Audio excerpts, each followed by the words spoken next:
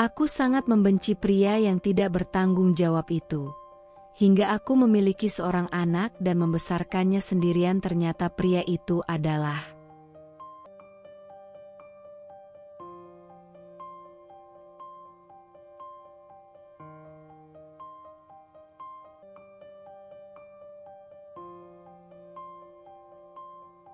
kehidupan ini banyak sekali ujiannya, tergantung kita yang menjalaninya. Jika bersabar, mengakui kesalahan di masa lalu dan bertaubat, maka di masa depan akan ada cahaya terang. Jika tidak, maka hidupmu akan tetap dalam kegelapan. Hidup tidak selalu berjalan sesuai rencana. Kadang, takdir membawa kita ke jalan yang tak pernah terpikirkan. Malam itu dingin menusuk. Angin berembus kencang seolah ingin membisikkan sesuatu yang belum aku pahami. Aku berjalan dengan langkah gontai, mataku masih basah oleh air mata yang tak henti mengalir sejak kejadian yang mengubah segalanya. Aku tak tahu harus kemana, aku hanya tahu bahwa aku telah melakukan kesalahan yang tak bisa dihapus. Rasa takut dan penyesalan bergulung dalam dadaku, menghimpit hingga aku hampir tak bisa bernapas. Aku ingin kembali ke masa lalu, mengubah apa yang telah terjadi, tetapi kenyataan tak memberiku pilihan.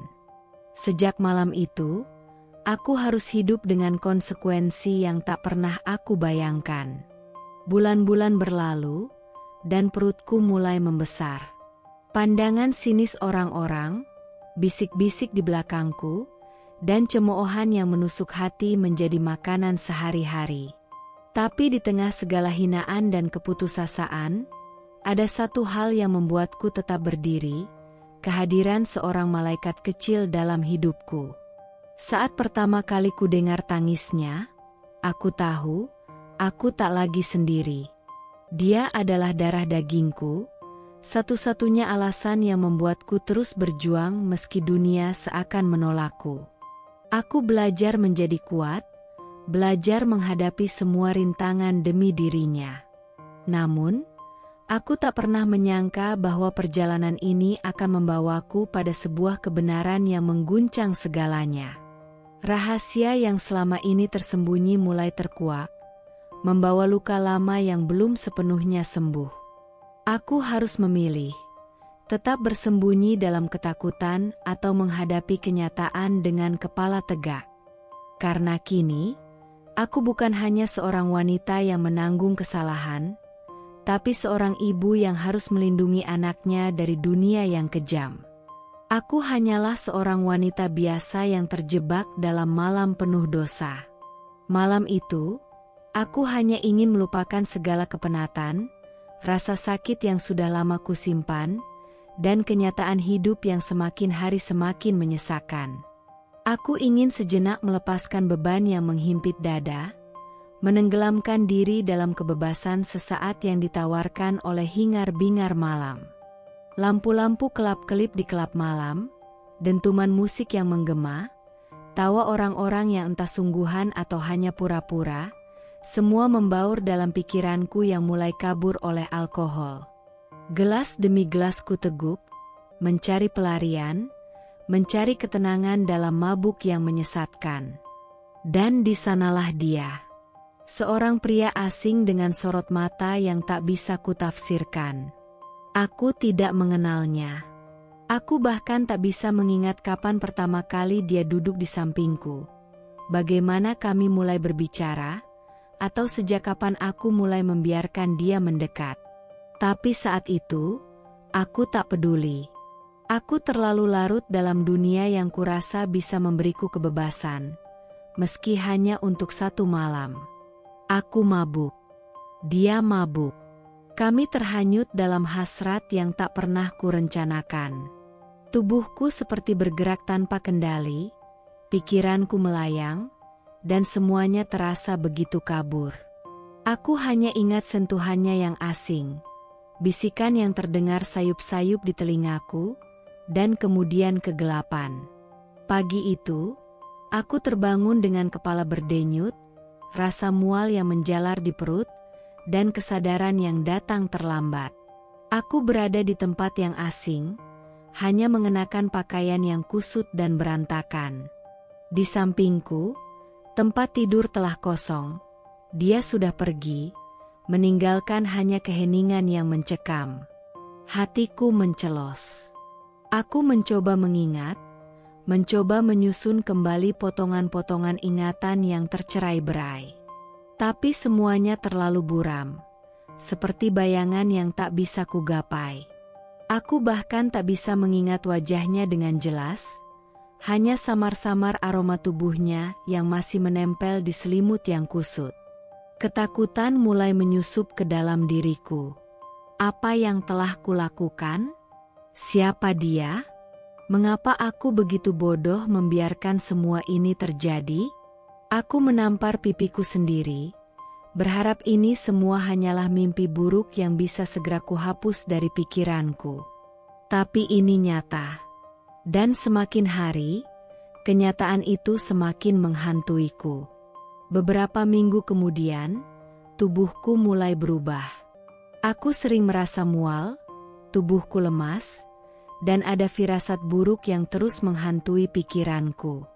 Aku mencoba mengabaikannya, berpikir bahwa ini hanya stres atau efek dari malam yang melelahkan. Tapi semakin lama, semakin jelas bahwa ada sesuatu yang tidak beres.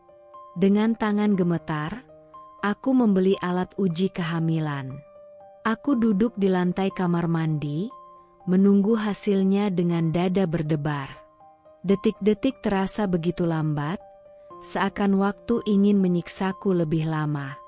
Dan ketika akhirnya kulihat 2 garis merah yang muncul dengan begitu jelas, seluruh duniaku runtuh. Tidak, ini tidak mungkin. Aku menggenggam alat itu erat-erat, hampir ingin membantingnya. Dadaku bergemuruh, kepalaku berputar. Aku berharap ini hanya kesalahan, hanya ilusi yang diciptakan oleh pikiranku yang panik. Tapi tidak, ini nyata. Di dalam tubuhku, ada kehidupan yang tumbuh, akibat dari malam yang bahkan tak bisa kuingat dengan jelas.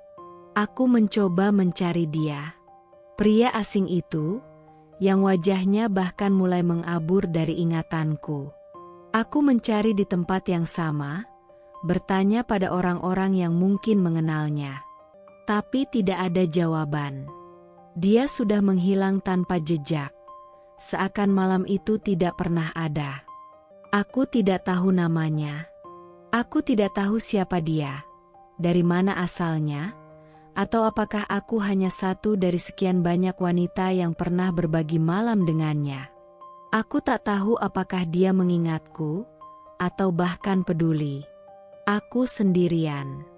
Ketakutan mulai menjalar dalam setiap pori-pori tubuhku. Bagaimana aku bisa membesarkan anak ini sendiri? Bagaimana aku bisa menghadapi dunia yang pasti akan menghujaniku dengan cemoohan dan hinaan? Aku tahu, orang-orang tidak akan peduli dengan ceritaku. Mereka hanya akan melihatku sebagai perempuan hina yang melakukan kesalahan besar. Aku berpikir untuk menyerah, untuk mencari cara menghapus jejak dari malam itu. Tapi saat kutempelkan tanganku di perutku yang masih datar, ada sesuatu yang menghentikanku. Ada kehidupan di sana. Aku bisa saja membenci kehadirannya, menyalahkannya atas kesalahanku sendiri. Tapi bagaimana mungkin aku bisa membenci sesuatu yang bahkan belum sempat melihat dunia? Bagaimana mungkin aku bisa menolak seorang anak yang tidak meminta untuk lahir, yang tidak bersalah atas kebodohanku? Aku tak tahu bagaimana aku akan bertahan. Aku hanya tahu bahwa aku harus. Karena sejak saat ini, aku bukan hanya seorang wanita yang menanggung kesalahan, tapi seorang ibu yang harus melindungi anaknya dari dunia yang kejam. Kehamilan ini terasa seperti perjalanan panjang yang tak berujung. Sejak aku menyadari keberadaan kehidupan kecil di dalam perutku, aku tahu bahwa jalan yang akan kulalui tidak akan mudah. Aku tak punya siapa-siapa. Tidak ada suami yang akan menggenggam tanganku, Tidak ada keluarga yang akan mendukungku. Aku sendirian. Dunia yang dulu terasa hangat kini berubah menjadi dingin dan kejam. Pandangan mata orang-orang yang mengenalku penuh dengan penghinaan. Bisikan-bisikan sumbang terdengar di mana-mana, menusuk jantungku lebih tajam dari belati. Perempuan nakal, mereka berkata. Malu-maluin keluarga, yang lain menimpali. Mereka tak tahu apa yang terjadi. Mereka tak tahu betapa aku ingin mengulang waktu, betapa aku ingin menghapus malam itu dari hidupku. Aku mencoba bertahan, meski tubuhku semakin lemah seiring bertambahnya usia kandungan. Aku tetap bekerja, memaksakan diri meskipun kakiku bengkak dan punggungku terasa remuk. Tidak ada pilihan lain. Aku harus mencari makan. Aku harus membayar sewa kamar kecil yang kini menjadi satu-satunya tempatku berlindung dari dunia yang menghakimi. Malam-malamku terasa panjang. Aku sering terjaga di tengah malam, merasakan bayiku menendang dari dalam, seolah ingin mengingatkanku bahwa dia ada di sana, bahwa dia juga berjuang bersamaku. Aku berbicara padanya, meskipun aku tahu dia belum bisa memahami. Maafkan ibu, nak. Maaf karena kau harus lahir dalam keadaan seperti ini. Ibu tidak tahu apakah ibu bisa menjadi ibu yang baik untukmu, tapi satu hal yang pasti, ibu mencintaimu. Air mataku jatuh, membasahi bantal yang sudah basah berkali-kali karena tangisan yang kutahan selama ini. Aku ingin menyerah, ingin mengakhiri segalanya, tetapi setiap kali aku menyentuh perutku, aku tahu aku tidak bisa. Aku harus bertahan, bukan untuk diriku sendiri, tetapi untuk dia. Lalu, hari itu tiba. Malam yang lebih panjang daripada malam-malam sebelumnya. Aku terbangun karena rasa sakit yang menghantam seperti gelombang. Awalnya kupikir ini hanya sakit biasa, tapi semakin lama, semakin tak tertahankan. Aku memegang perutku, merasakan kontraksi yang datang dalam jeda yang semakin pendek. Aku panik. Aku sendirian. Tidak ada yang bisa kutelpon, tidak ada yang bisa kumintai tolong. Aku mencoba berjalan keluar kamar, berharap ada seseorang di kontrakan ini yang masih terjaga. Nafasku tersengal, keringat membasahi tubuhku, dan rasa sakit itu semakin menjadi-jadi. Ada yang bisa tolong aku? Suaraku lemah, hampir tak terdengar. Tak ada jawaban. Aku bersandar di dinding, menggigit bibirku untuk menahan jeritan. Aku tahu aku tidak boleh menyerah. Aku harus pergi ke rumah sakit. Dengan langkah tertatih, aku berjalan, menahan rasa sakit yang semakin menggila. Setiap langkah terasa seperti ribuan jarum menusuk tubuhku, tetapi aku tidak punya pilihan. Aku harus bertahan. Sesampainya di rumah sakit, aku hampir pingsan. Perawat membawaku masuk ke ruang bersalin, dan di sanalah aku berjuang antara hidup dan mati. Rasa sakitnya luar biasa, seperti tubuhku terbelah menjadi dua. Aku menggenggam erat spray di bawahku, menggigit bibirku hingga berdarah, berusaha menahan jeritan yang ingin keluar. Tidak ada yang menemaniku, tidak ada tangan yang menggenggamku, tidak ada suara yang menenangkan. Aku sendirian, berjuang di antara rasa sakit yang tak terbayangkan. Dan akhirnya, setelah apa yang terasa seperti keabadian, tangisan itu terdengar. Tangisan pertama dari bayi kecilku. Tanganku gemetar ketika perawat meletakkan tubuh mungil itu di dadaku. Dia begitu kecil, begitu rapuh. Matanya masih tertutup, wajahnya memerah, dan jari-jarinya yang mungil menggenggam jari telunjukku dengan lemah. Saat itu, seluruh dunia terasa berhenti. Aku menangis. Tangis yang berbeda dari tangis kesedihanku selama ini. Ini adalah tangis kebahagiaan, kelegaan, dan juga ketakutan. Kebahagiaan karena aku akhirnya melihat wajahnya, kelegaan karena dia lahir dengan selamat, dan ketakutan karena aku tidak tahu bagaimana aku bisa membesarkannya seorang diri. Aku mencium keningnya, merasakan kehangatan tubuhnya yang masih begitu rapuh. Kau adalah cahaya dalam hidup ibu, nak. Kau adalah alasan ibu untuk tetap hidup. Saat itu, aku berjanji, aku akan menjaganya sekuat tenaga, meski dunia memandang rendah. Aku akan melindunginya, meski harus berhadapan dengan siapapun yang mencoba menyakitinya. Aku tidak akan membiarkan anakku merasakan apa yang aku rasakan. Kesepian, penolakan, dan kehancuran. Aku tahu dunia tidak akan berubah. Aku tahu hinaan akan tetap ada, bahwa akan ada banyak rintangan di depan. Tetapi sekarang aku tidak lagi peduli. Aku sudah kehilangan segalanya. Harga diri, keluarga, mimpi, tetapi aku masih memiliki dia. Dan untuk kesalahan yang telah kulakukan, aku akan terus berlutut dalam doa, menangis dalam keheningan, memohon ampun kepada Tuhan yang selama ini mungkin sudah kecewa kepadaku. Aku tidak tahu apakah aku masih pantas mendapatkan pengampunan. Aku tidak tahu apakah aku bisa menebus segalanya. Tapi satu hal yang aku tahu, aku tidak akan pernah menyerah. Karena sekarang, aku adalah seorang ibu. Dan seorang ibu tidak akan pernah berhenti berjuang. 7 tahun sudah berlalu sejak hari di mana aku menatap wajahnya untuk pertama kali. Waktu berjalan begitu cepat.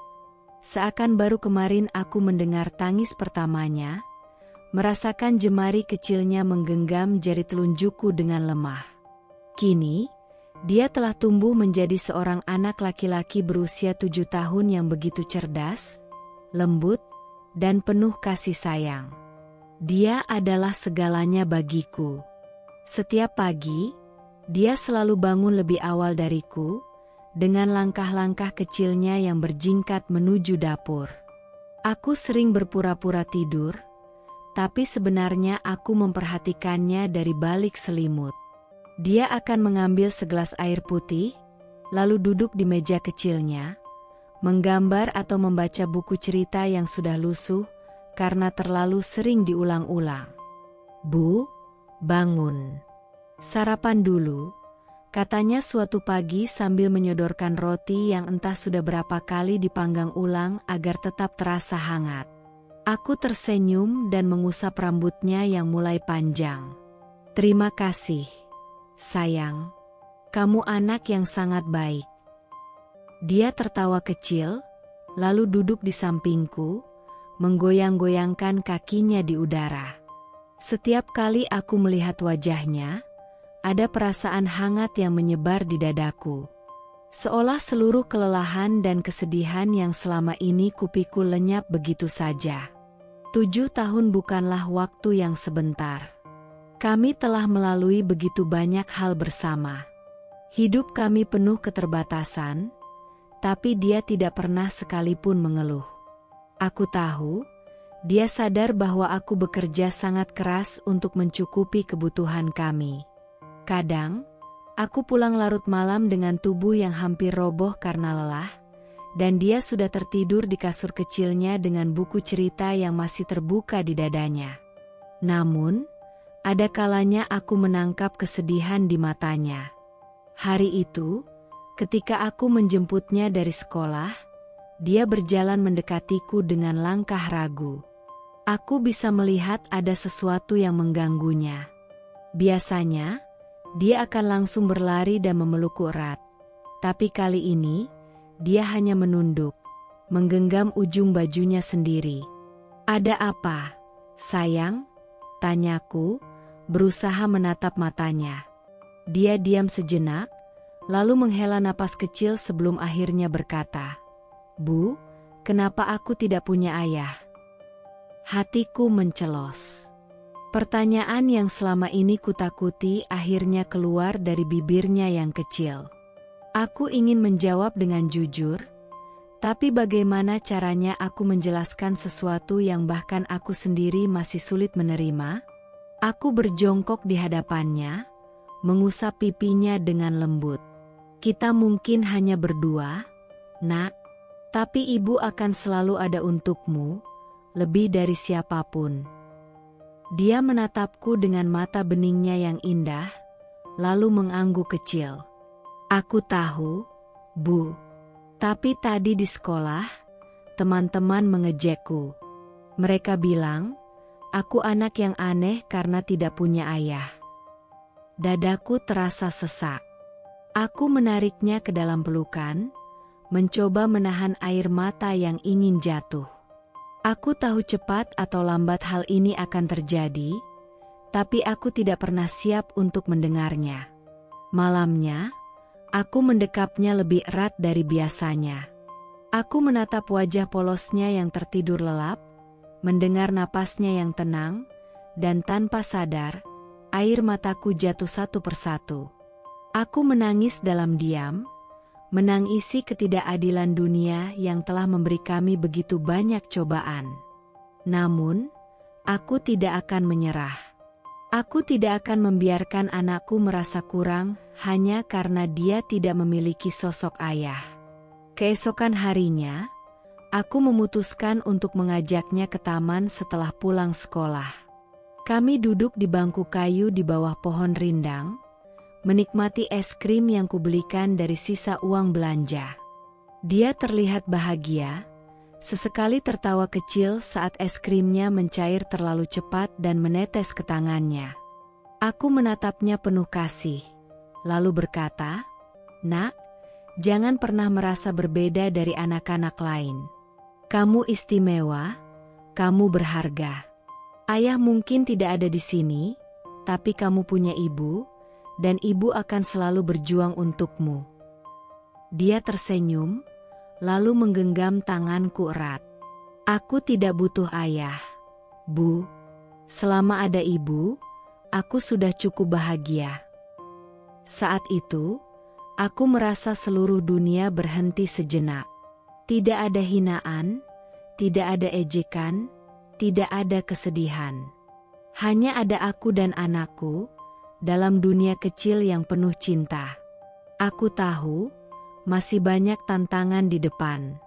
Aku tahu, akan ada lebih banyak pertanyaan yang harus aku jawab. Tapi satu hal yang pasti, aku akan terus berjuang untuknya. Karena dia adalah kebanggaanku. Hari itu, langit tampak mendung, seakan memberi pertanda buruk. Aku baru saja selesai bekerja, tubuhku lelah setelah seharian berjibaku dengan tumpukan tugas di tempat kerja. Namun, kelelahan itu seakan sirna begitu aku melihat anakku yang berlari kecil menyambutku di ujung jalan. "Bu, aku punya sesuatu untuk ibu," serunya dengan wajah penuh semangat. Di tangannya yang mungil, ia menggenggam sebungkus nasi bungkus yang dibelinya dengan uang jajannya sendiri. "Aku belikan ini untuk kita makan malam. Aku tahu ibu pasti lelah, jadi kali ini biar aku yang traktir," katanya, dengan mata berbinar penuh kebanggaan. Aku tersenyum, mengusap rambutnya yang mulai lembab karena keringat. "Terima kasih, sayang. Tapi lain kali, uang jajanmu simpan saja, ya? Ibu bisa masak di rumah." Dia menggeleng cepat. Aku ingin membalas kebaikan ibu. Walaupun sedikit, aku ingin ibu bahagia. Hatiku terasa hangat. Tuhan, aku memiliki anak yang begitu baik, begitu penuh kasih sayang. Aku menariknya ke dalam pelukan, merasakan tubuh kecilnya yang hangat, seolah dia adalah sumber cahaya dalam hidupku yang penuh kegelapan. Namun, kebahagiaan itu hanya bertahan sekejap. Ketika kami hendak menyeberang jalan menuju rumah, Aku menggenggam tangannya erat. Jalanan saat itu tidak terlalu ramai, tapi ada beberapa kendaraan yang melaju dengan kecepatan tinggi. Aku menoleh ke kiri dan kanan, memastikan keadaan aman sebelum melangkah. Namun, dalam hitungan detik, segalanya berubah. Sebuah mobil hitam mewah melaju kencang, tak mengurangi kecepatannya sama sekali. Aku melihatnya datang, tapi terlambat. "Nak, awas." Aku berusaha menariknya, namun tubuh kecilnya terlalu cepat terdorong ke depan. Aku hanya bisa menyaksikan dengan mata membelalak saat tubuhnya terpental ke udara, lalu jatuh dengan keras di atas aspal. Dunia seakan berhenti. Jantungku seakan terhenti saat melihatnya tergeletak di tengah jalan. "Tidak, Aak." Aku berteriak, berlari ke arahnya secepat mungkin. Tanganku gemetar saat aku meraih tubuhnya yang lemas. "Sayang, Nak, bertahanlah. Ibu di sini." Dia mengerang lemah, wajahnya pucat. Lengan kirinya tampak bengkok dalam posisi yang tidak normal, darah mengalir dari luka di lututnya. Aku bisa merasakan tubuhnya gemetar kesakitan. Orang-orang mulai mengerumuni kami, sebagian menonton dengan wajah penasaran, sebagian lagi berbisik-bisik. Tidak ada yang langsung membantu. Beberapa saat kemudian, pintu mobil yang menabraknya terbuka. Dari dalam, seorang wanita turun dengan angkuh. Penampilannya begitu mewah. Gaun mahal membalut tubuh rampingnya, rambutnya tersanggul rapi, wajahnya dihiasi riasan yang sempurna. Tapi ekspresinya membuat dadaku semakin panas. Dia tidak terlihat panik, tidak terlihat merasa bersalah. Dia justru tampak kesal. Dengan langkah malas, dia mendekat, menatapku dan anakku seakan kami adalah sampah di jalanan. "Lagi-lagi orang miskin yang tidak tahu aturan," gumamnya dengan nada mencemooh. Aku menatapnya, tercengang. "Apa yang Anda katakan? Anda baru saja menabrak anak saya." Dia mendengus, melipat tangan di dadanya. "Salah sendiri, anakmu tidak berhati-hati. Aku tidak bisa mengerem mendadak hanya karena kalian berjalan sembarangan." Dadaku bergejolak. Bagaimana bisa seseorang begitu kejam? "Tolong, bawa dia ke rumah sakit," pintaku dengan suara bergetar. "Dia butuh bantuan sekarang juga." Wanita itu justru terkekeh sinis. "Dengar, aku tidak punya waktu untuk ini. Lagi pula, aku tahu kalian hanya mencari perhatian dan uang. Orang miskin sepertimu memang sering mencari kesempatan dalam kesempitan." Darahku mendidih. Aku mengepalkan tangan, menahan air mata yang sudah menggenang. Aku ingin berteriak, ingin memakinya, ingin melakukan apapun untuk membuatnya sadar bahwa nyawa anakku sedang dipertaruhkan. Namun, dia hanya mendecakkan lidah, lalu melangkah kembali ke mobilnya. Tanpa menoleh, dia berkata kepada supirnya, "Ayo pergi. Aku tidak mau membuang waktuku lebih lama di sini." Mobil itu melaju, meninggalkan aku yang masih berlutut di samping tubuh anakku yang lemah. Aku ingin menjerit, ingin menangis sekencang-kencangnya. Tapi aku tidak bisa membuang waktu. Dengan sisa tenaga yang kupunya, aku menggendong tubuh kecilnya dan berlari menuju rumah sakit terdekat. "Tolong, tolong anak saya," teriakku begitu masuk ke rumah sakit. Para perawat segera menghampiri, mengambil alih tubuh anakku dan membawanya ke ruang gawat darurat.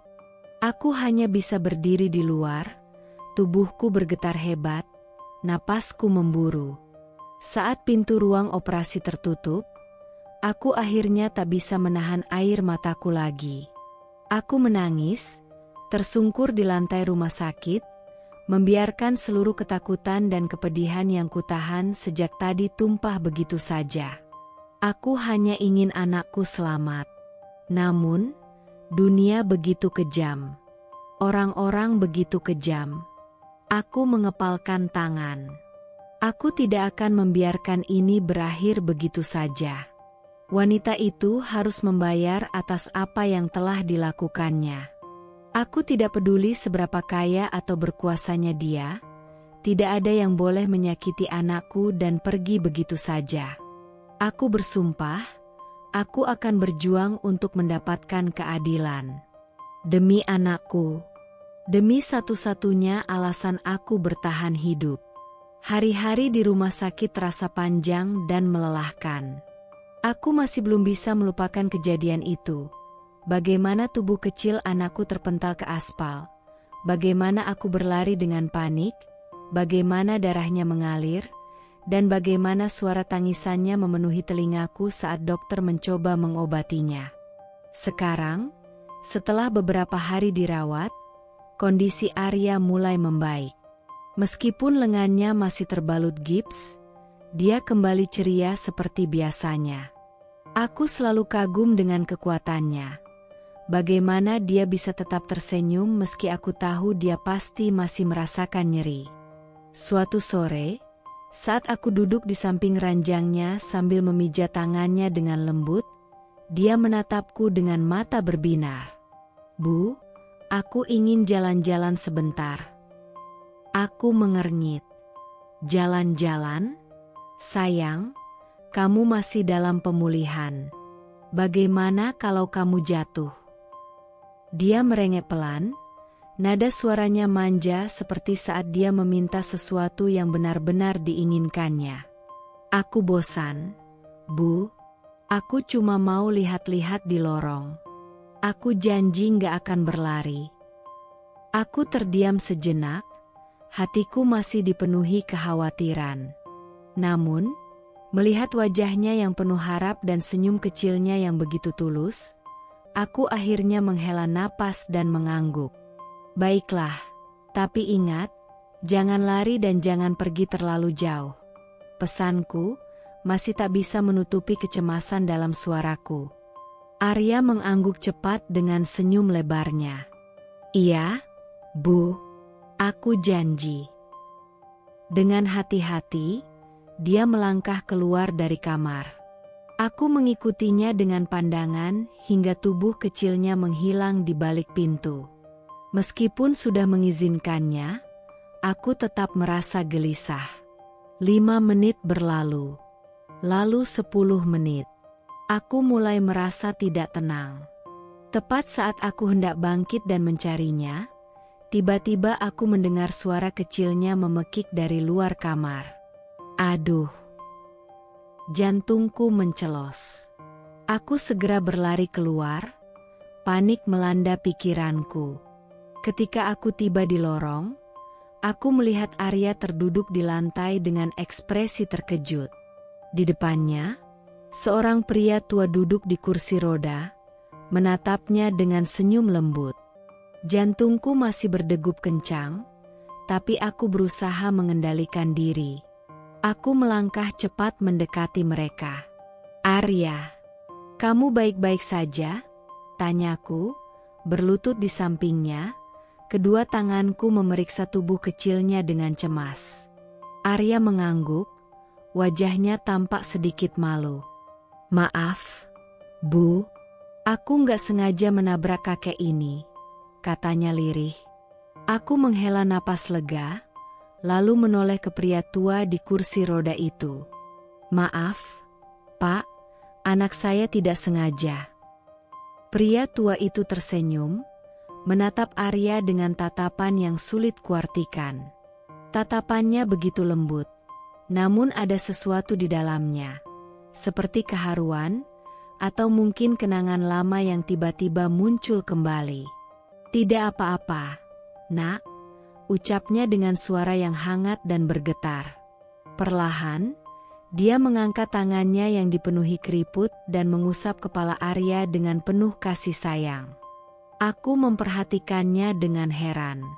Arya hanya diam, membiarkan pria itu mengusap kepalanya. Kakek itu menatap Arya dengan intens, seolah sedang mencari sesuatu dalam dirinya. Kemudian, tanpa kami sadari, tangannya dengan perlahan mengambil sehelai rambut Arya. Aku memperhatikan gerakannya. Ada sesuatu yang terasa aneh, tapi aku tidak tahu apa itu. "Kakek siapa?" tanya Arya polos, masih menatap pria tua itu dengan penuh rasa ingin tahu. Kakek itu mengulas senyum tipis. "Namaku tidak penting, Nak. Tapi kamu mengingatkanku pada seseorang." Aku menatapnya dengan bingung. "Mengingatkan pada siapa, Pak?" tanyaku pelan. Dia tidak langsung menjawab. Matanya yang keruh masih terpaku pada wajah Arya. "Siapa namamu, Nak?" tanyanya dengan nada penuh perhatian. Arya tersenyum ceria, seolah tidak menyadari suasana aneh yang tiba-tiba menyelimuti percakapan ini. "Namaku Arya, kakek." Saat nama itu terucap, aku melihat sesuatu berubah dalam ekspresi pria tua itu. Matanya sedikit melebar, bibirnya bergetar, dan jemarinya yang masih menggenggam helaian rambut Arya mencengkeram lebih erat. Untuk sesaat, dia tampak kehilangan kata-kata. Seakan nama itu membangkitkan sesuatu dalam dirinya. Sebuah ingatan yang telah lama terkubur, atau mungkin sesuatu yang selama ini dicarinya. Aku merasakan ada sesuatu yang aneh di sini. "Kakek, kenapa kakek menatapku seperti itu?" tanya Arya polos, matanya mengerjap bingung. Pria tua itu mengerjapkan matanya, lalu kembali tersenyum, meskipun kali ini ada kesedihan samar di balik senyumnya. Dia mengusap kepala Arya sekali lagi, lalu mengangguk. "Kamu anak yang baik, Arya," gumamnya pelan. Aku merasa ada sesuatu yang disembunyikannya, tapi aku tidak ingin berprasangka. "Kami harus kembali ke kamar, Pak. Sekali lagi, maaf karena Arya menabrak Anda," kataku sambil menggenggam tangan Arya, siap mengajaknya pergi. Kakek itu mengangguk pelan. "Tidak apa-apa. Senang bertemu dengan kalian." Aku membungkuk sedikit sebagai tanda hormat, lalu menggandeng tangan Arya dan berjalan menjauh. Namun, sebelum berbelok di lorong, aku menoleh ke belakang.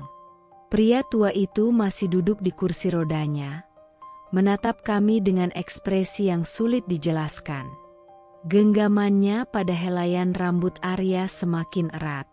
Aku tidak tahu mengapa, tapi pertemuan ini meninggalkan perasaan aneh di hatiku. Seakan sesuatu yang besar akan terjadi. Seakan takdir baru saja memainkan perannya dalam hidup kami. Hari-hari setelah pertemuan di rumah sakit berlalu begitu saja.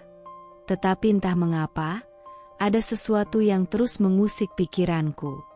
Wajah pria tua itu, tatapan matanya yang dalam dan penuh makna, caranya mengusap kepala Arya dengan kelembutan yang ganjil, bahkan gerakan samar ketika dia mengambil sehelai rambut Arya, semuanya terasa begitu janggal.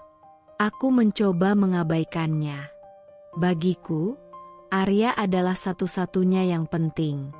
Dia masih dalam masa pemulihan, dan itulah yang menjadi fokusku sekarang.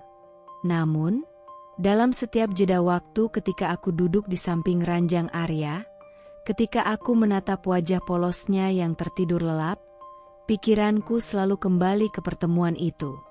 Ada sesuatu yang pria tua itu sembunyikan. Tapi apa? Aku tidak tahu bahwa jawabannya akan datang dengan cara yang begitu mengejutkan. Pagi itu, aku baru saja selesai mengganti pakaian Arya ketika seseorang mengetuk pintu kamar rawatnya. Aku menoleh, sedikit heran. Kami jarang menerima tamu, apalagi di rumah sakit. "Masuk," jawabku dengan ragu. Pintu terbuka, dan seorang pria muda berpakaian rapi masuk.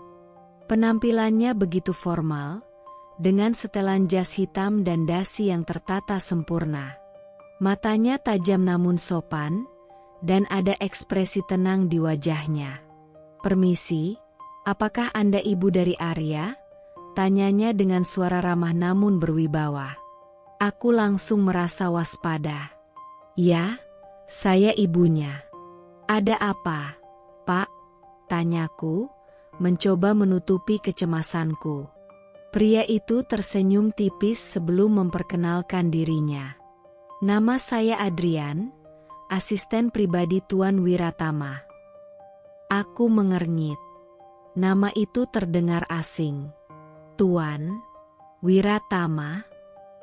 "Ya, beliau adalah pria tua yang ditemui putra Anda beberapa hari lalu di rumah sakit," jelasnya.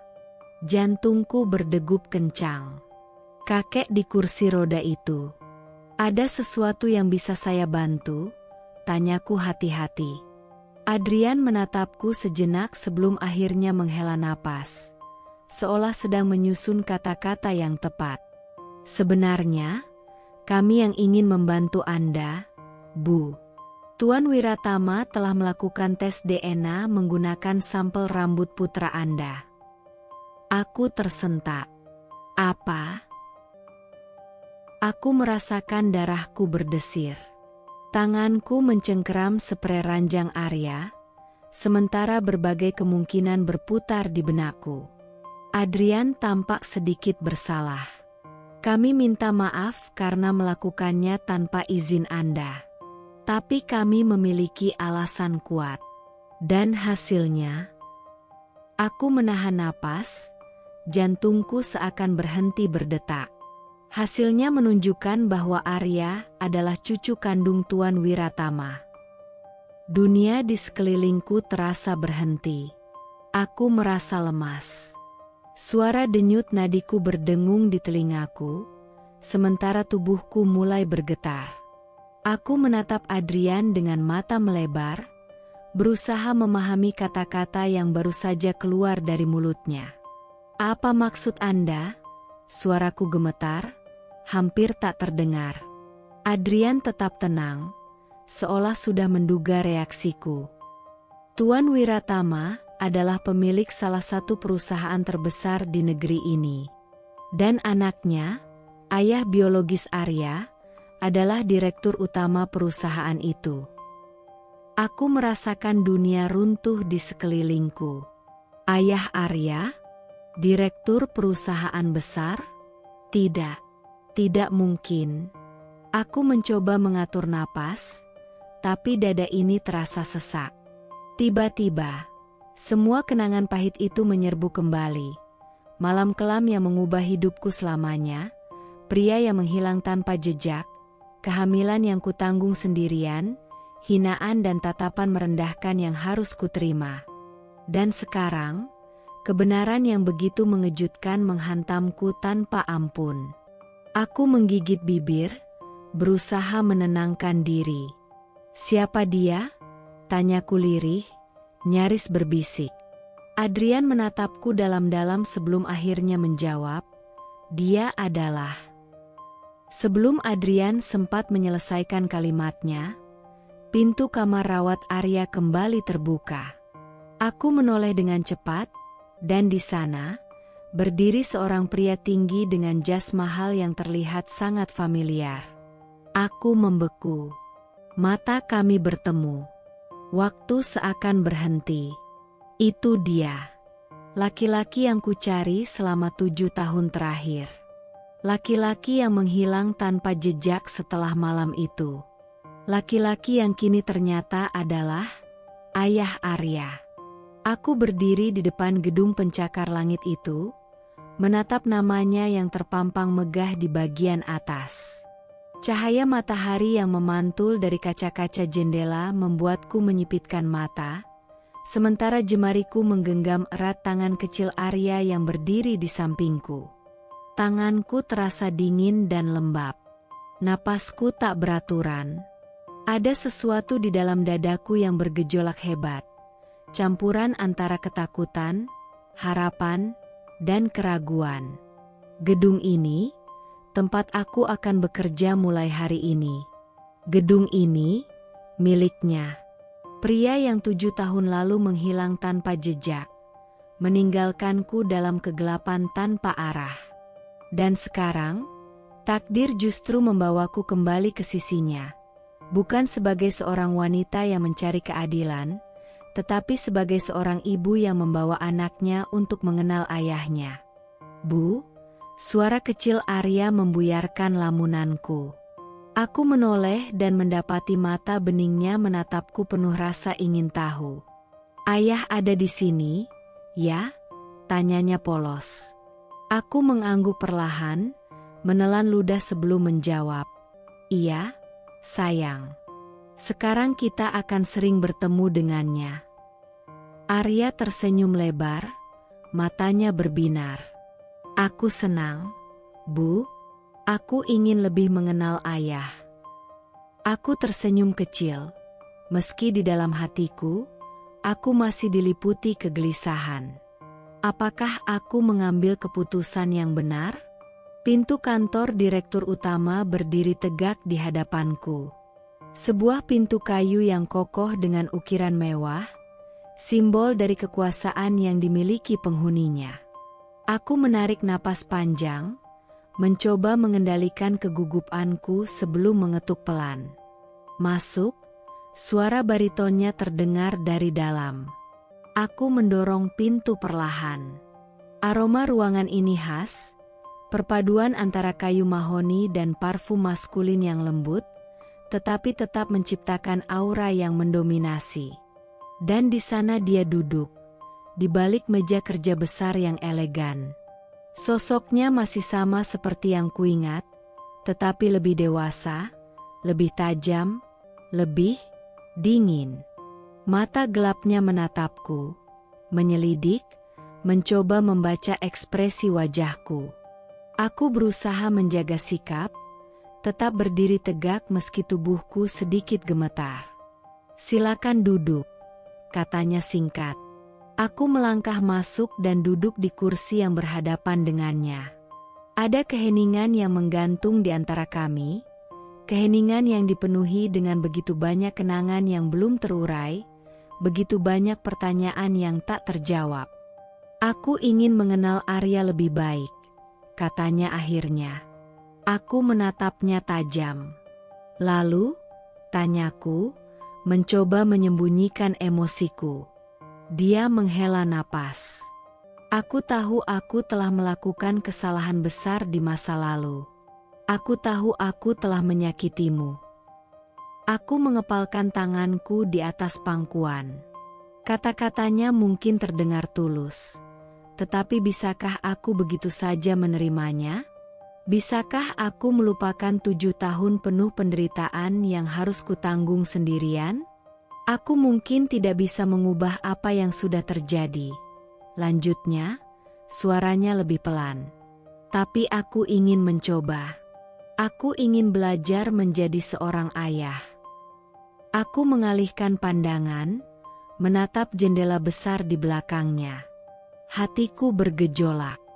Aku telah berjuang begitu keras untuk membesarkan Arya seorang diri, menanggung semua hinaan dan cercaan, menelan pahitnya kehidupan. Dan kini, dia datang, ingin menjadi seorang ayah? "Aku tidak tahu apakah kau bisa memaafkanku," katanya lagi. "Aku tidak mengharapkan itu. Aku hanya ingin menebus kesalahanku. Aku ingin memastikan Arya tumbuh dengan kehidupan yang lebih baik daripada yang bisa kuberikan 7 tahun lalu." Aku menghela napas panjang. "Aku tidak membencimu," kataku akhirnya, meskipun di dalam hatiku aku sendiri tak yakin apakah itu benar. "Aku hanya ingin yang terbaik untuk Arya." Dia mengangguk pelan, seolah memahami bahwa ini bukan hal yang mudah bagiku. "Aku juga. Itu sebabnya aku ingin kau bekerja di sini, sebagai asistennya. Kau bisa membawa Arya ke kantor kapan saja. Aku ingin dia terbiasa dengan kehadiranku. Aku terdiam. Tawaran itu terlalu besar, terlalu mendadak, dan terlalu sulit untuk kuabaikan. Aku bukan hanya mendapatkan pekerjaan yang layak, tetapi juga kesempatan bagi Arya untuk mengenal ayahnya. Aku menggigit bibir, pikiranku berputar-putar. Sejak Arya lahir, aku selalu bertanya bagaimana caranya aku bisa memberikan kehidupan yang lebih baik untuknya. Kini, jalan itu terbuka di hadapanku. Tapi pertanyaannya adalah, apakah aku siap? Aku menarik napas panjang, mencoba menyingkirkan semua emosi yang bercampur aduk di dadaku. Baiklah, jawabku akhirnya. Aku akan mencobanya. Dia menatapku, dan untuk pertama kalinya sejak pertemuan ini dimulai, aku melihat sesuatu di matanya yang sulit kuartikan. Mungkin ini awal dari sesuatu yang baru. Mungkin ini adalah kesempatan kedua. Untukku, untuknya, dan yang terpenting, untuk Arya. Hari itu, aku melangkah masuk ke dalam gedung kantor dengan Arya di sampingku. Tangannya yang kecil menggenggam erat jemariku, seolah-olah mencari perlindungan dalam langkah-langkah kecilnya yang berusaha menyamai langkahku. Aku menunduk sedikit, tersenyum menenangkan ke arahnya. "Kau baik-baik saja, sayang?" tanyaku pelan. Arya mengangguk, meskipun aku bisa melihat ada sedikit kecanggungan di wajahnya. "Iya, Bu. Tapi kenapa mereka melihat kita seperti itu?" Aku menoleh ke sekeliling, dan benar saja, hampir semua orang di lantai itu menghentikan aktivitas mereka untuk menatap kami. Tatapan yang diberikan bukanlah tatapan ramah atau sekadar penasaran. Tatapan mereka penuh penilaian, penuh cibiran. Seolah-olah kehadiran kami adalah sebuah skandal besar yang baru saja meledak di lingkungan kerja mereka. Bisikan-bisikan mulai terdengar di antara para pegawai. "Itu dia, wanita itu. Aku dengar dia punya anak dari direktur. Jadi benar? Anak haram?" Aku menggigit bibir bawahku, berusaha menahan gejolak di dadaku. Hatiku terasa seperti diremas. Aku sudah terbiasa menjadi bahan gunjingan, tetapi mendengar Arya disebut seperti itu hal yang berbeda. Aku menggenggam tangan Arya lebih erat dan mencoba mengabaikan mereka. Tapi semakin dalam aku melangkah ke dalam kantor, semakin keras suara-suara itu terdengar di telingaku. Berani sekali dia datang ke sini membawa anaknya.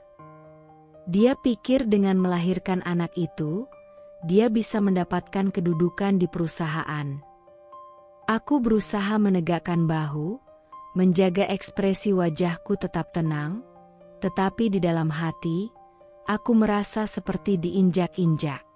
Arya, yang masih terlalu polos untuk memahami semuanya, tiba-tiba menarik tanganku dan bertanya dengan suara lirih, "Bu, kenapa mereka bicara seperti itu?"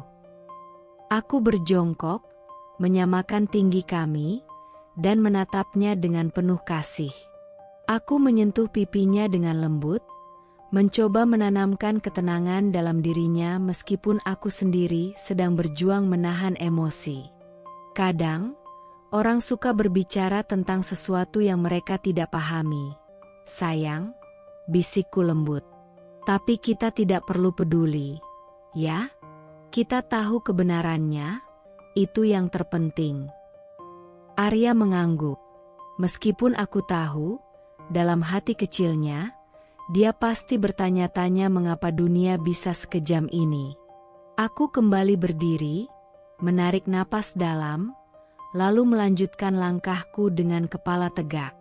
Tapi baru saja aku mencapai meja kerjaku, seorang wanita mendekat dengan langkah penuh percaya diri. Dia adalah sekretaris senior, salah satu pegawai lama di perusahaan ini, dan wajahnya dipenuhi dengan ekspresi sinis yang menjijikkan.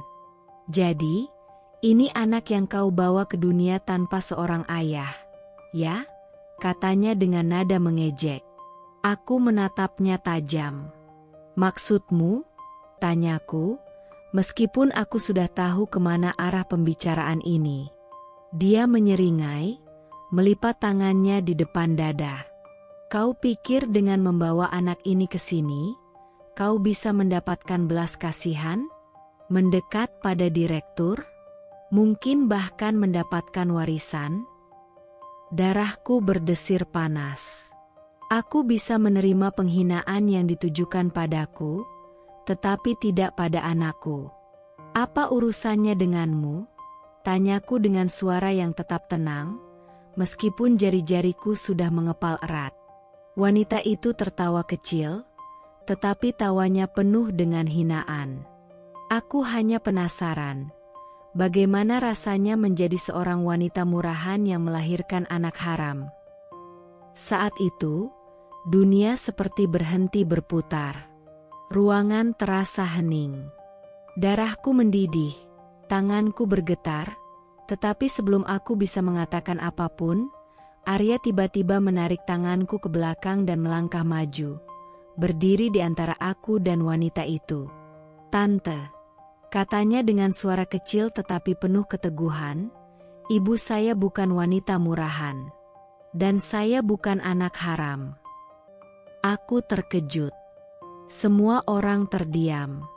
Arya menatap wanita itu dengan mata beningnya yang penuh kepolosan, tetapi di dalamnya ada sesuatu yang membuat siapapun yang memiliki hati akan merasa tersentuh.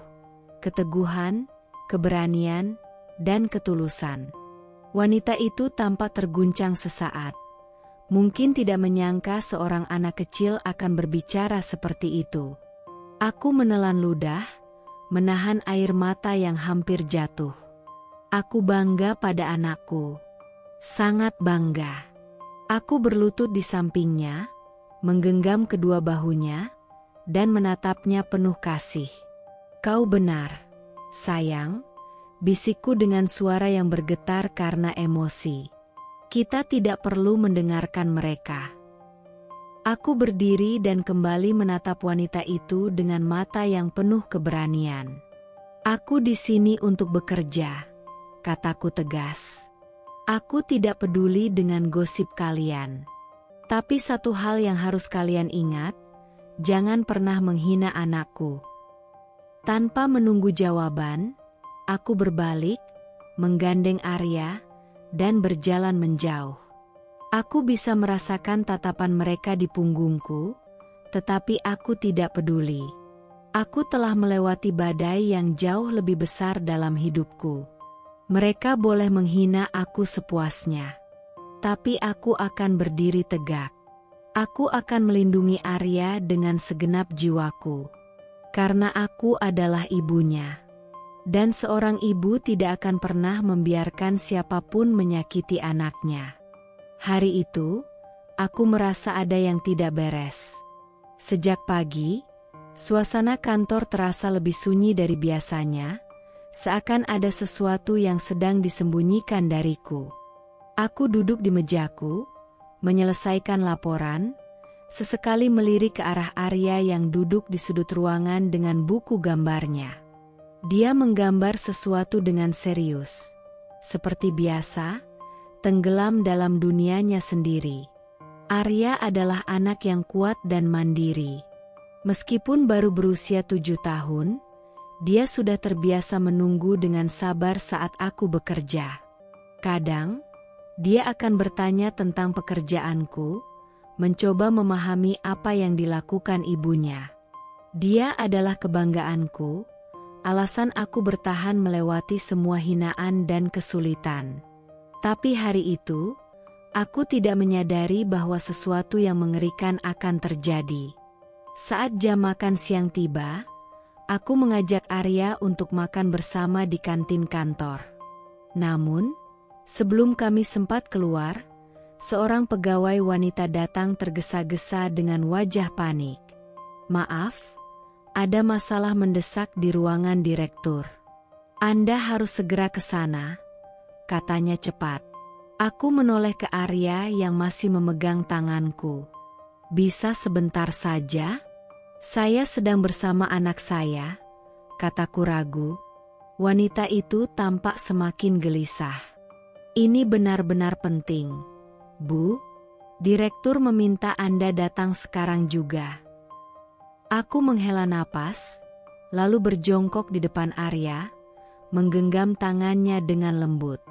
Sayang, tunggu di sini sebentar, ya? Ibu akan kembali secepat mungkin. Arya mengangguk kecil. Baik, Bu. Aku tersenyum, mengusap kepalanya, lalu bergegas pergi. Aku tidak tahu bahwa itu adalah kesalahan terbesarku.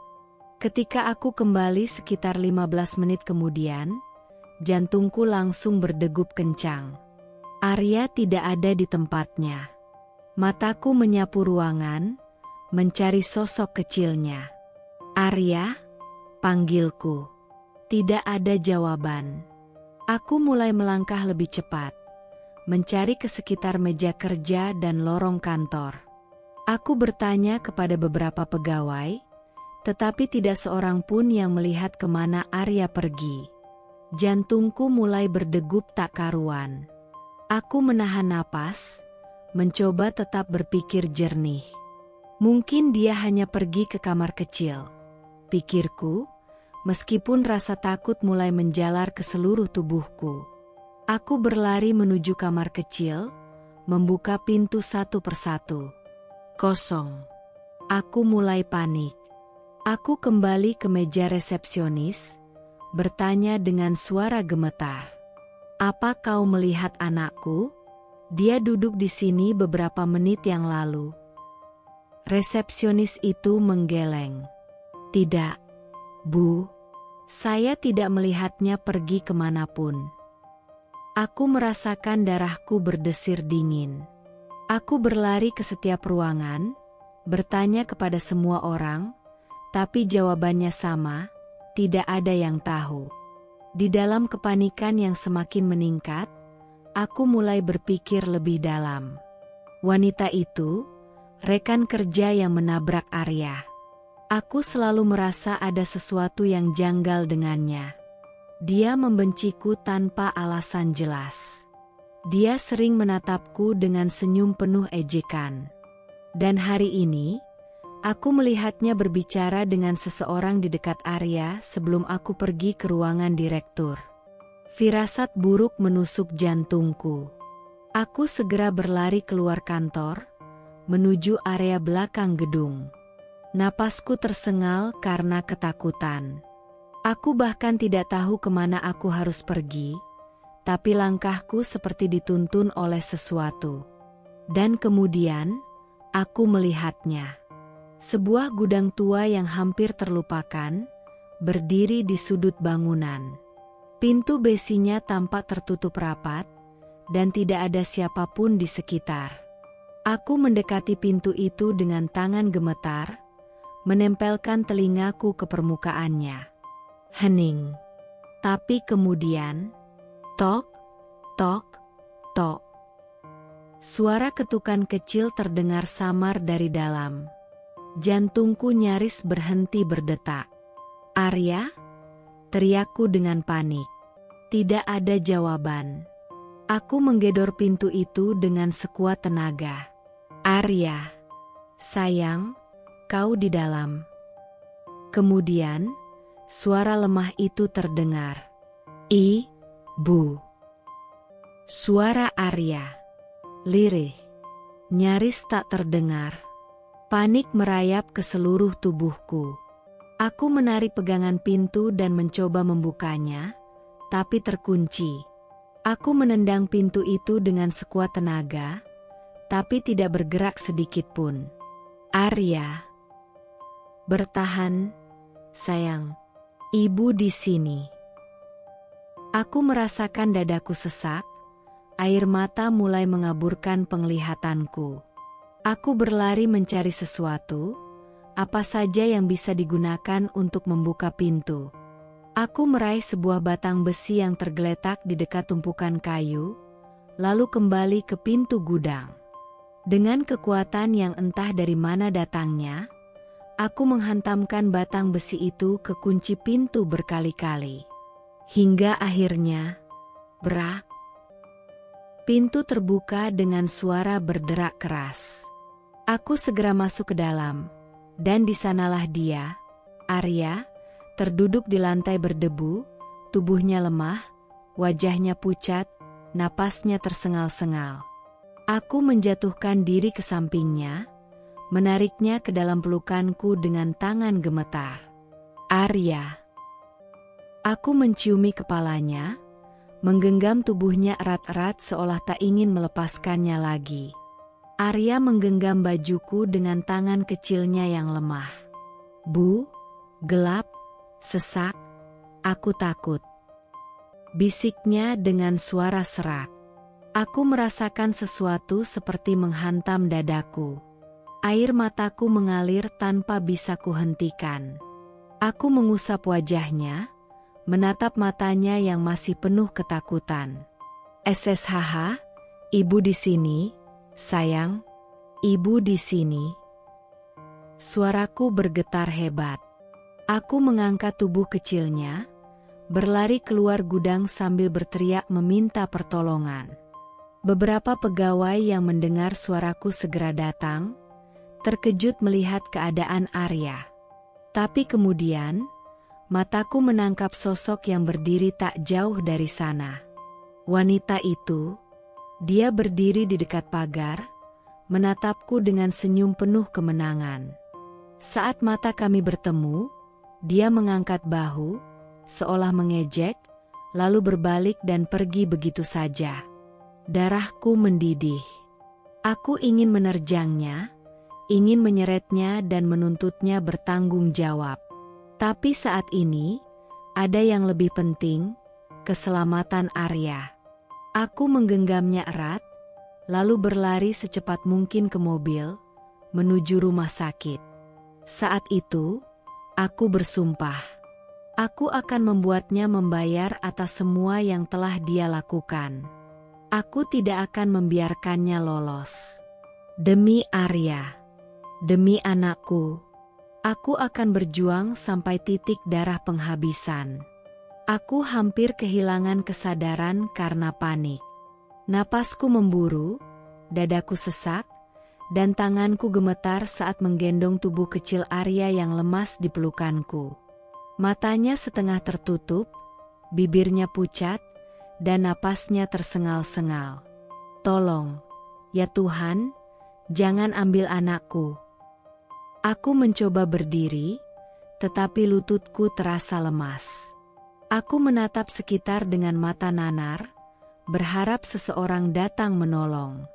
Namun, kantor terasa begitu jauh, dan aku tidak tahu apakah aku bisa membawa Arya keluar dari tempat ini tepat waktu. Saat itu, aku mendengar suara langkah kaki yang berat, disertai teriakan penuh kemarahan. Brak! Pintu gudang terbuka dengan kasar, menabrak dinding hingga hampir copot dari engselnya. Aku tersentak, lalu menoleh dengan mata yang penuh air mata. Dia, direktur utama, bosku, sekaligus ayah biologis Arya. Matanya menatap tajam ke dalam ruangan, lalu jatuh ke arah kami. Dalam sepersekian detik, ekspresinya berubah dari kemarahan menjadi keterkejutan.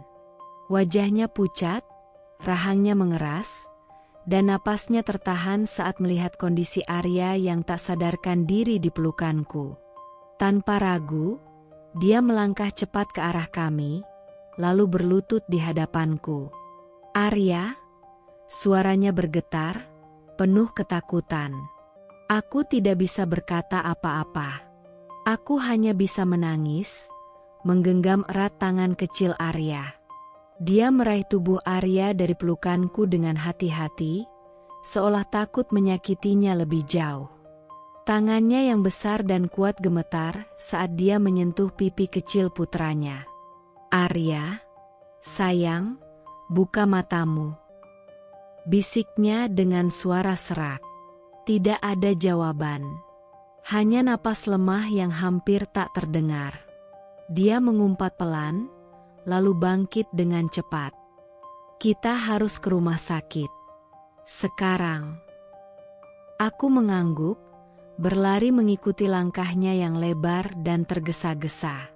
Saat keluar dari gudang, beberapa pegawai sudah berkumpul, wajah mereka penuh kebingungan dan kecemasan.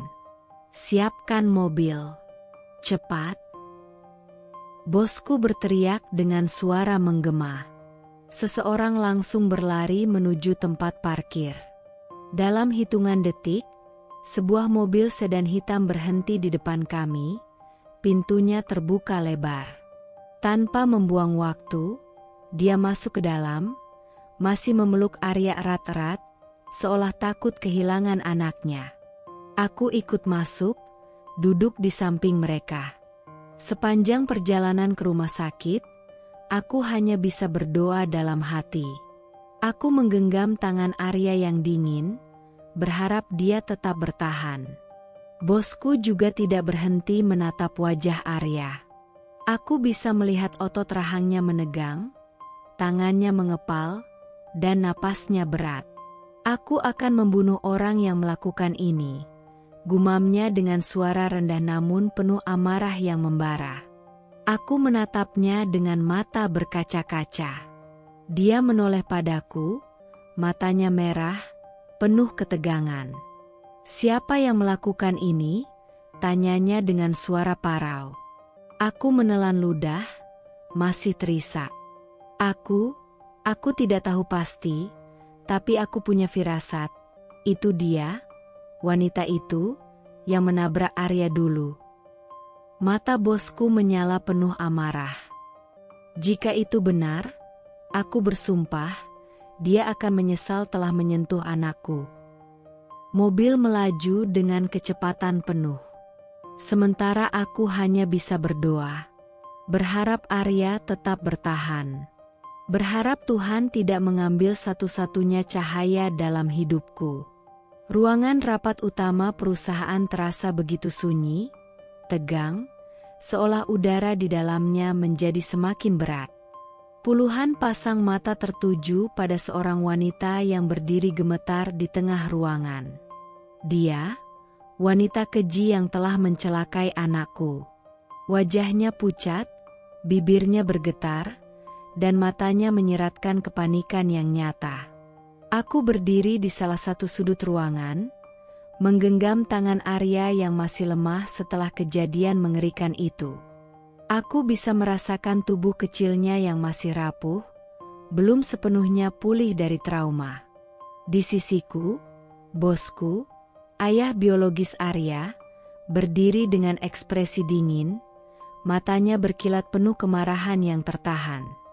Namun, yang paling membuat suasana begitu mencekam adalah kehadiran seorang pria tua yang duduk di kursi utama. Kakek pemilik perusahaan. Seorang pria yang dikenal bijaksana, namun kini wajahnya mengeras, matanya menatap tajam penuh amarah. Tidak ada belas kasihan dalam sorot matanya. Hanya kebencian dan kekecewaan yang begitu dalam. Wanita itu berusaha membuka mulut, tetapi suaranya tercekat di tenggorokan. "Jadi, ini yang kau lakukan?" Suara kakek bergema di ruangan, dalam dan penuh ketegasan. "Kau tidak hanya menabrak seorang anak dan menghinanya, tapi kau juga dengan sengaja menculiknya dan meninggalkannya dalam keadaan sekarat." Wanita itu menunduk, tangannya menggenggam ujung roknya dengan erat. Saya tidak berniat, saya hanya..." Plah. Sebuah tamparan keras mendarat di pipinya, membuat semua orang yang menyaksikan kejadian itu terkejut.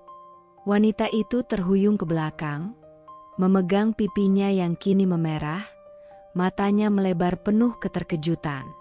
Ruangan kembali sunyi. Semua orang terdiam, tidak ada yang berani bergerak atau mengeluarkan suara. Mereka semua menyaksikan bagaimana pria tua itu, Seorang yang selama ini dikenal penuh wibawa dan kebijaksanaan, akhirnya kehilangan kesabaran. Kakek itu masih menatap wanita itu dengan sorot mata yang begitu tajam. Suaranya kembali terdengar, lebih rendah namun penuh kemarahan yang menggema. "Aku tidak butuh alasan," katanya tegas. "Tidak ada pembenaran untuk tindakan kejimu. Kau hampir membunuh cucuku.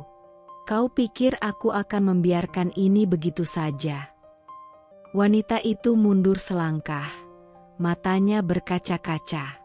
"Tolong, saya tidak sengaja, saya hanya ingin memberikan sedikit pelajaran." Aku mengepalkan tanganku, merasakan dadaku sesak oleh amarah yang membuncah. "Pelajaran?" Aku melangkah maju, suaraku bergetar karena emosi yang tertahan. "Kau mengurung anakku di gudang gelap tanpa udara. Dia hampir mati karena sesak napas. Jika bosku tidak datang tepat waktu, mungkin aku sudah kehilangan satu-satunya cahaya dalam hidupku." Wanita itu menundukkan kepalanya, tubuhnya gemetar, tetapi aku tidak peduli. "Kau bilang ini hanya pelajaran?" lanjutku dengan suara serak. "Pelajaran seperti apa yang membuat seorang anak berusia 7 tahun menangis ketakutan dalam gelap, berjuang untuk bernapas, dan hampir kehilangan nyawanya?" Mata wanita itu berair, tetapi tidak ada yang tersentuh oleh tangisannya. Semua orang di ruangan ini tahu betapa kejinya perbuatannya. Bosku akhirnya angkat bicara. Suaranya dingin, menusuk seperti belati tajam yang menusuk jantung wanita itu. "Mulai detik ini, kau dipecat dengan tidak hormat," katanya tanpa ragu. "Semua asetmu yang terkait dengan perusahaan ini akan dibekukan." Wanita itu terkejut, matanya membesar seolah tidak percaya dengan apa yang baru saja didengarnya. Tidak bisa." Dia tergagap, suaranya penuh ketakutan. "Aku sudah mengabdi di perusahaan ini selama bertahun-tahun. Aku tidak bisa dipecat begitu saja." Bosku tidak bergeming. Tatapan dinginnya semakin tajam. Dan lebih dari itu, dia melirik ke arah pintu ruangan. Semua orang menoleh ke arah yang sama. Di sana, beberapa petugas kepolisian sudah berdiri tegak, wajah mereka tanpa ekspresi, hanya menunggu perintah selanjutnya. Salah satu polisi melangkah maju. "Saudari, Anda ditahan atas dugaan penculikan dan percobaan pembunuhan. Anda berhak diam, tapi apapun yang Anda katakan bisa digunakan untuk menuntut Anda di pengadilan." Wajah wanita itu langsung berubah. Pucat. Napasnya memburu. "Tidak. Kalian tidak bisa melakukan ini." Dia menjerit, mencoba berlari, tetapi dua polisi dengan sigap memborgol tangannya. "Tolong. Aku tidak bersalah. Aku tidak bermaksud menyakitinya. Aku hanya ingin memberikan pelajaran kecil." Jeritannya menggema di ruangan. Namun, tidak ada yang bersimpati.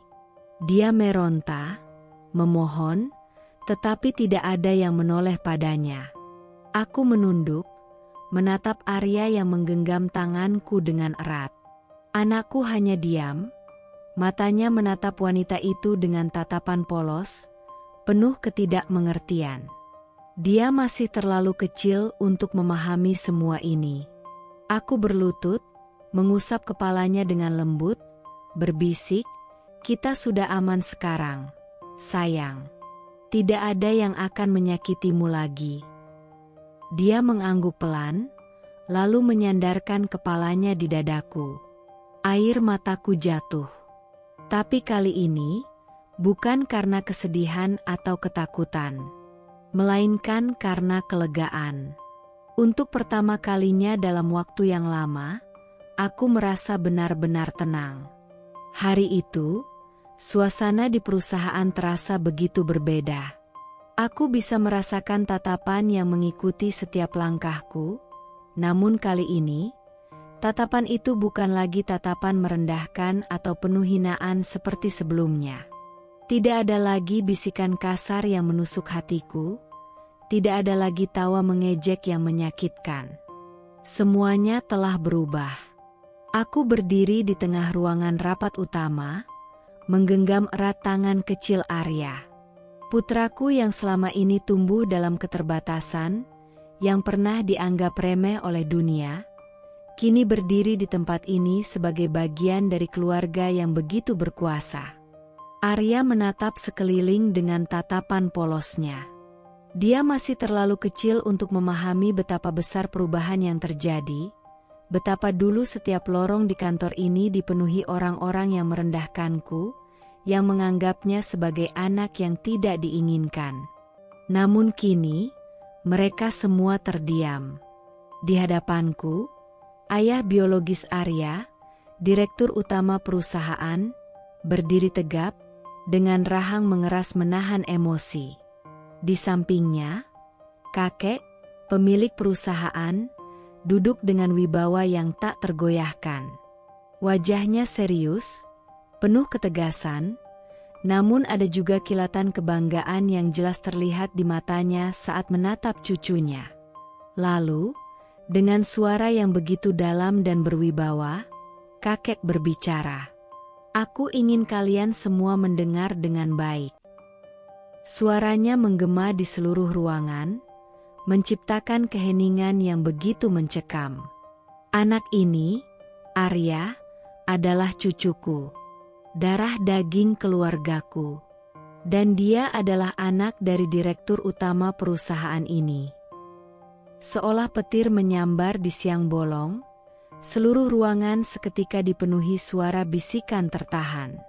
Beberapa orang terbelalak tak percaya, beberapa lainnya saling berpandangan, dan sisanya langsung menundukkan kepala seolah ingin menghilang dari pandangan. Aku bisa melihat bagaimana ekspresi mereka berubah. Orang-orang yang selama ini menghinaku, yang mencemooh anakku, kini tertunduk dalam penyesalan yang begitu dalam. Mereka yang dulu menyebut Arya, anak haram, yang memandangku dengan tatapan penuh kebencian, kini tampak begitu kecil dan tak berdaya di hadapan kebenaran yang baru saja terungkap. Di sudut ruangan, seorang wanita yang dulu paling sering menyebarkan gosip tentangku menelan ludah dengan gugup. Aku masih ingat dengan jelas bagaimana dia dulu dengan bangga menyebut Arya sebagai anak yang lahir dari dosa, bagaimana dia pernah tertawa ketika aku berusaha membela diriku. Tapi kini, wajahnya pucat pasi. Bibirnya bergetar, namun tidak ada satu kata pun yang keluar.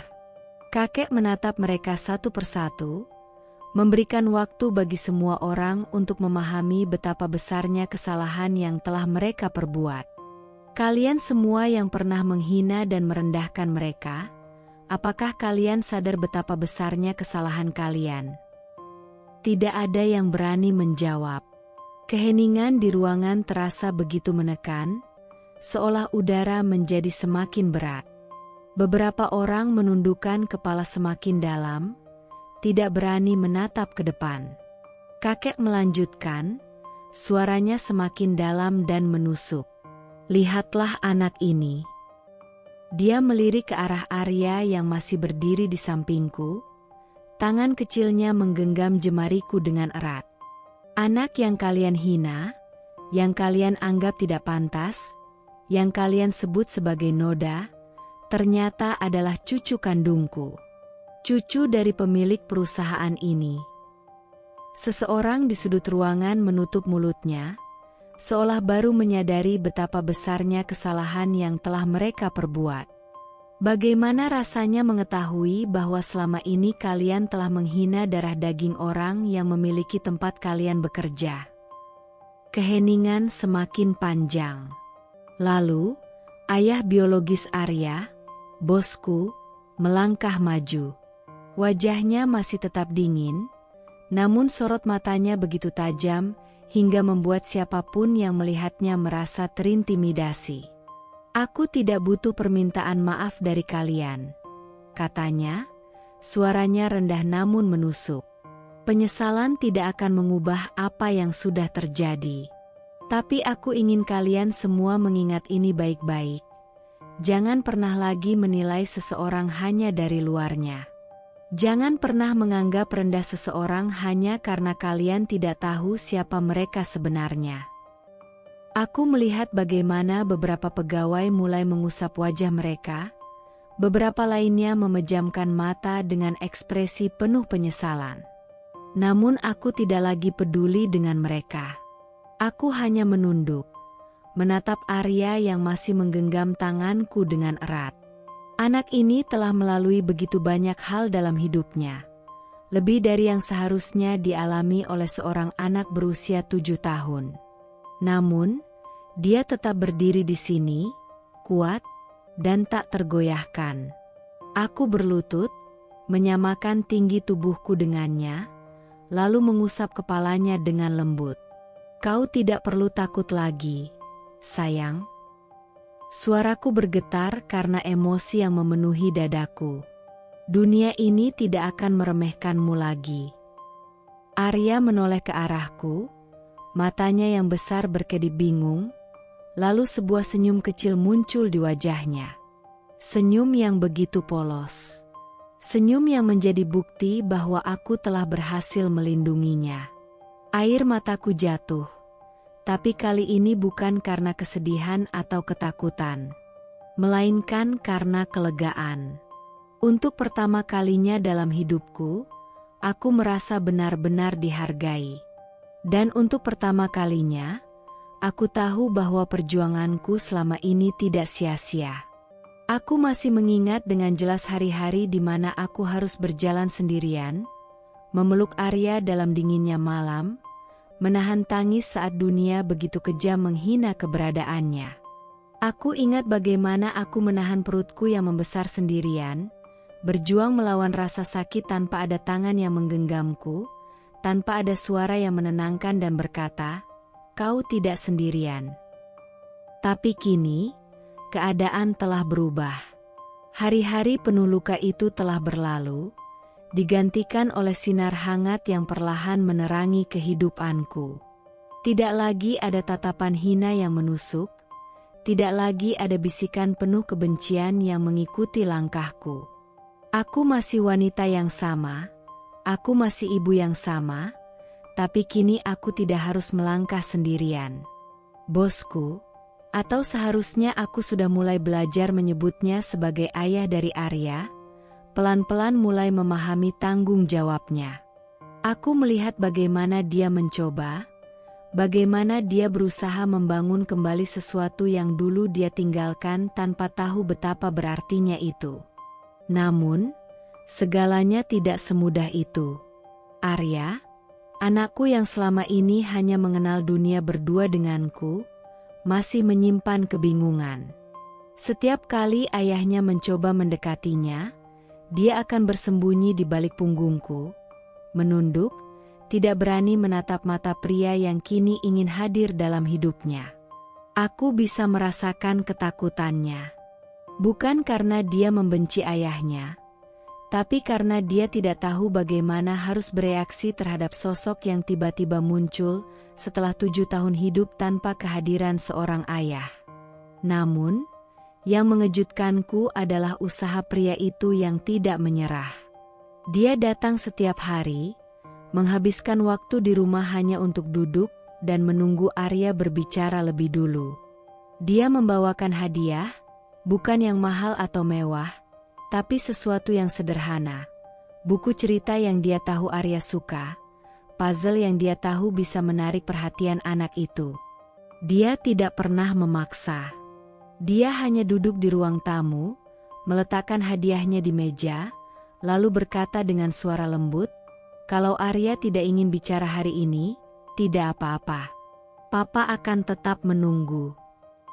Dan setiap hari, aku melihat perubahan kecil dalam diri Arya. Awalnya, dia hanya mencuri-curi pandang. Lalu, dia mulai melihat hadiah-hadiah itu, mendekatinya dengan rasa ingin tahu, tapi tetap diam. Hingga suatu hari, saat aku sedang memasak di dapur, aku mendengar suara kecil Arya memecah keheningan. "Terima kasih untuk bukunya." Aku hampir menjatuhkan sendok di tanganku. Aku berbalik perlahan, menahan napas, dan melihat pemandangan yang tidak pernah kuduga. Arya berdiri di hadapan ayahnya, kepalanya tertunduk malu, tapi tangannya kecilnya menggenggam buku cerita yang baru saja diberikan. Aku melihat bagaimana pria di depannya menegang, seolah kata-kata itu adalah sesuatu yang tidak pernah ia harapkan datang begitu cepat. Aku melihat matanya yang biasanya tajam kini melembut, tangannya yang biasa menggenggam pena dengan penuh wibawa di ruang rapat kini bergetar sedikit. Lalu, dia tersenyum. Senyuman yang bukan dibuat-buat. Senyuman yang penuh dengan rasa syukur dan kebahagiaan yang tidak bisa diungkapkan dengan kata-kata. "Sama-sama, Nak." Suaranya serak, seolah menahan emosi yang bergemuruh di dadanya. Aku berdiri di dapur dengan air mata yang menggantung di pelupuk mataku. Aku menutup mulutku dengan kedua tangan, menahan isakan yang ingin keluar. Aku tidak ingin merusak momen berharga ini.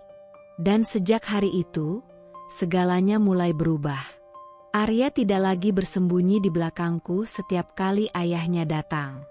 Dia mulai berbicara, meski masih sedikit, masih ragu. Dia mulai menerima keberadaan pria itu, meski tidak sepenuhnya. Tapi aku tahu, ini adalah awal dari sesuatu yang baru. Hingga akhirnya, momen itu datang. Momen yang membuatku benar-benar percaya bahwa semuanya telah berubah. Kami sedang makan malam bersama di rumah besar keluarga mereka. Arya, seperti biasa, duduk di sampingku, memainkan sendoknya di atas piring. Kami semua makan dalam keheningan, hanya suara dentingan sendok dan garpu yang terdengar. Lalu tiba-tiba, Arya menoleh ke arah ayahnya. "Papa, bisa tolong ambilkan garam?" Waktu seolah berhenti. Tanganku yang sedang memegang gelas langsung membeku di udara. Ayahnya, yang sedang menggenggam sendok, juga terdiam. Wajahnya menunjukkan keterkejutan yang begitu dalam, seolah dia baru saja mendengar sesuatu yang tidak pernah ia duga akan datang dari mulut anak itu. Lalu, perlahan, dia meletakkan sendoknya, mengambil garam dengan tangan yang sedikit bergetar, dan menaruhnya di dekat piring Arya. "Tentu, Nak," jawabnya, suaranya nyaris berbisik karena emosi yang memenuhi dadanya. Aku menggigit bibirku, mencoba menahan tangis. Aku menoleh ke Arya, melihat bagaimana dia kembali makan dengan tenang, seolah tidak menyadari bahwa kata-katanya baru saja mengubah segalanya. Dan saat aku melihat ke arah pria di depanku, aku tahu bahwa dia sedang menahan air mata yang ingin jatuh. Hari itu, aku menyadari sesuatu. Kami tidak lagi sendirian. Hidup kami benar-benar berubah. Namun, meskipun begitu, aku tetaplah aku. Aku tetap wanita yang mandiri, tetap ibu yang kuat yang akan selalu berdiri tegak untuk melindungi Arya. Aku tetap bekerja, tetap berjuang, tetap menghidupi anakku dengan tanganku sendiri. Aku tidak pernah ingin hidupku bergantung pada siapapun.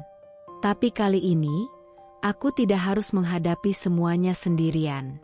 Kali ini, aku tahu bahwa jika aku jatuh, akan ada seseorang yang siap menangkapku.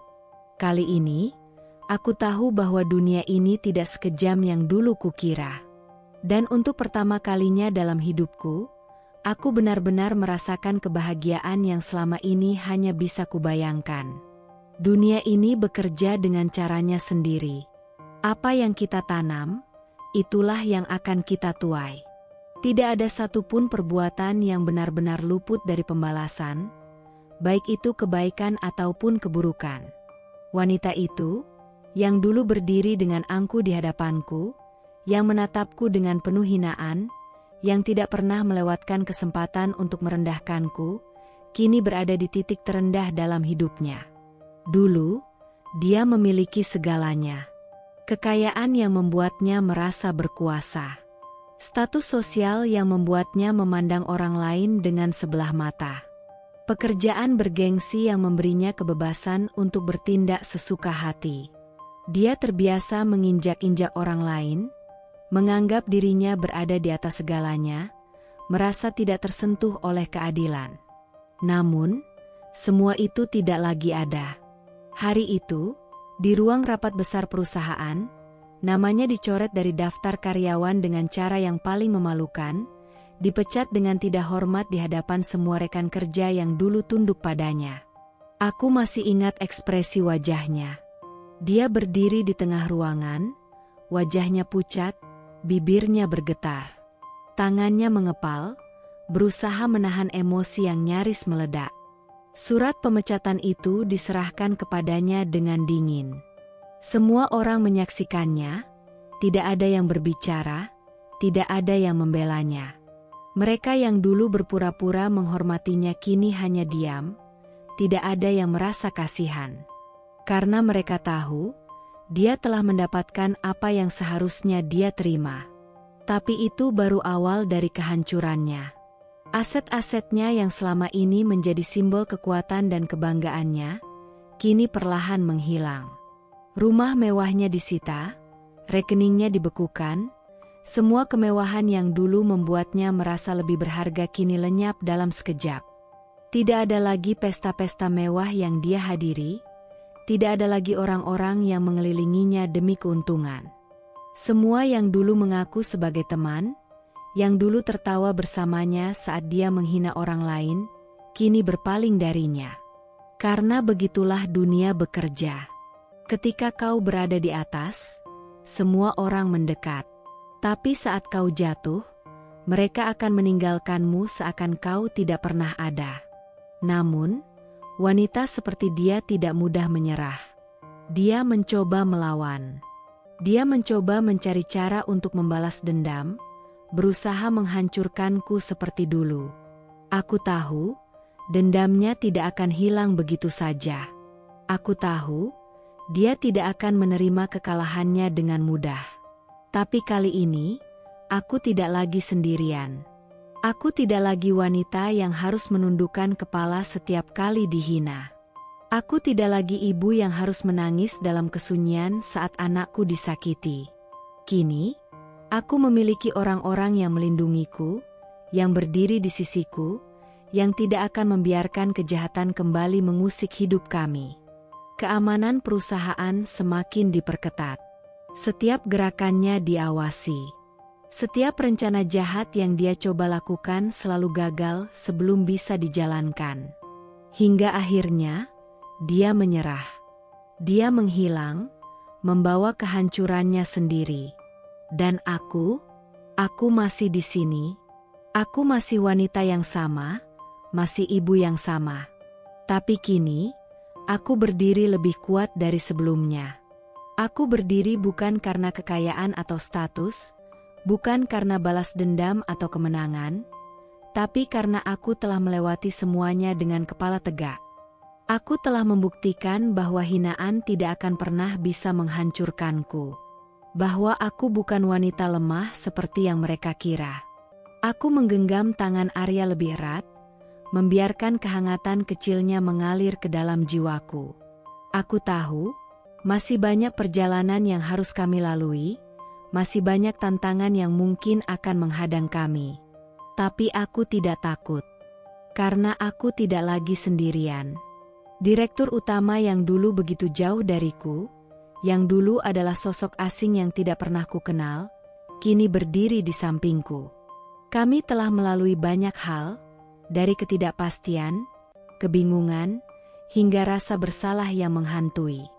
Namun, seiring waktu, kami menyadari bahwa takdir telah mengikat kami dengan cara yang tidak terduga. Dia belajar menjadi seorang ayah yang baik. Seseorang yang tidak hanya memberikan nafkah, tetapi juga memberikan cinta. Dia ada untuk Arya, ada untukku, membuktikan bahwa dia tidak akan lari lagi. Dan aku Aku mulai melihatnya bukan hanya sebagai pria dari masa laluku, tetapi sebagai seseorang yang kini menjadi bagian dari masa depanku. Kami memutuskan untuk menikah. Bukan karena status, bukan karena kewajiban, tetapi karena kami telah melalui terlalu banyak hal bersama. Kami tahu bahwa keluarga ini layak untuk diperjuangkan. Kami tahu bahwa cinta itu bukan hanya sekadar kata-kata, tetapi sebuah keputusan yang harus kami jaga dan pertahankan. Hari pernikahan kami sederhana. Tidak ada pesta mewah, tidak ada tamu yang berlebihan.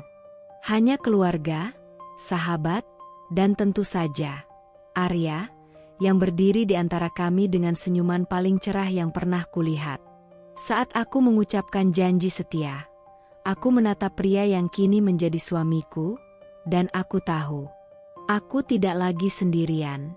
Aku telah melewati begitu banyak luka, begitu banyak air mata, begitu banyak perjuangan.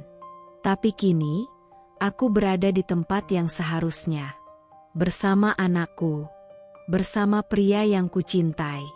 Aku tahu, hidup tidak akan selalu mudah. Masih akan ada tantangan di masa depan. Tapi kali ini, aku tidak takut. Karena aku adalah seorang ibu. Aku adalah seorang istri. Dan itu adalah kekuatan terbesarku.